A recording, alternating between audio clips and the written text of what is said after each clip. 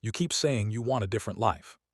But every time things start changing, you panic a little and go back to what's familiar, even if what's familiar is making you miserable. And the worst part is, you don't even fully understand why you do it. You scroll through the same conversations that drained you. You go back to routines that make you feel numb. You procrastinate the things that actually matter to you. And you've probably already told yourself you change.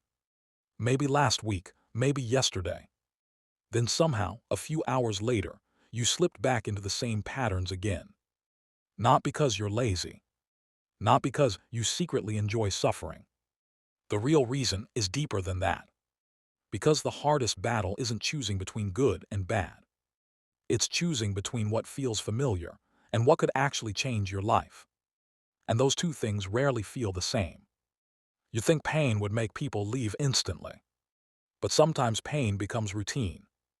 And routine starts feeling safe. That's the confusing part no one really talks about. Your mind can get attached to things that make you unhappy simply because they're predictable. At least you know what to expect. And honestly, disappointment you recognize can feel less terrifying than a future you can't control. So you stay connected to old versions of yourself. Not because you love them, but because you understand them. And this is where it gets deeper. A lot of people aren't actually afraid of failure. They're afraid of becoming someone new and not recognizing themselves anymore. That's why change can feel uncomfortable even when it's healthy. You finally start healing, and suddenly you miss the chaos. You meet healthier people, and part of you pulls away. You finally get peace and quiet, and somehow it makes you anxious. Because peace feels strange when your mind has spent years surviving noise. And maybe that's why you keep going back. Not because the old life was better, but because it feels emotionally familiar. That's the part that hurts the most. You can know something is draining you and still crave it at the same time. You can outgrow something and still grieve it. You can want a better life while secretly missing the version of yourself that settled for less. But here's the strange part. The comfort you can't leave usually stopped comforting you a long time ago. Now it just distracts you from change. That relationship, that habit, that constant overthinking, that version of yourself who keeps saying, maybe tomorrow. It's familiar, that's why it's hard to let go. Not because it makes you happy. And maybe the real problem isn't that you're lost. Maybe you already know exactly what needs to change. You're just scared of who you'll become after it does. Because change doesn't only ask you to build a new life. It asks you to let the old one die first. And this is where most people turn back. Right at the edge of becoming someone different.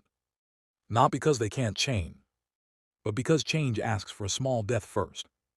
The death of routines. The death of coping habits.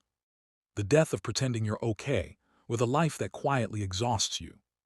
That's painful to admit to yourself, especially when everyone around you thinks you're doing fine.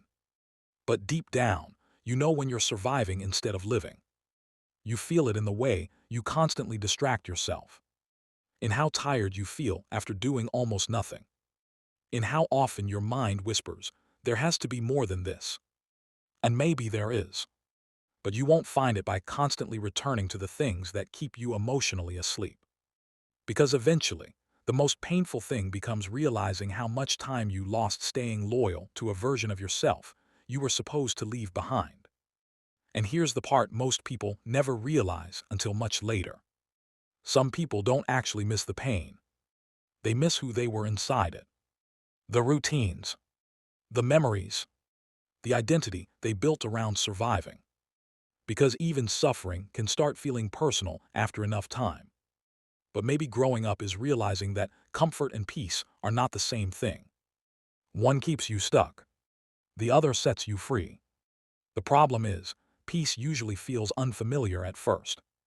And a lot of people walk away from it before it ever has the chance to feel like home.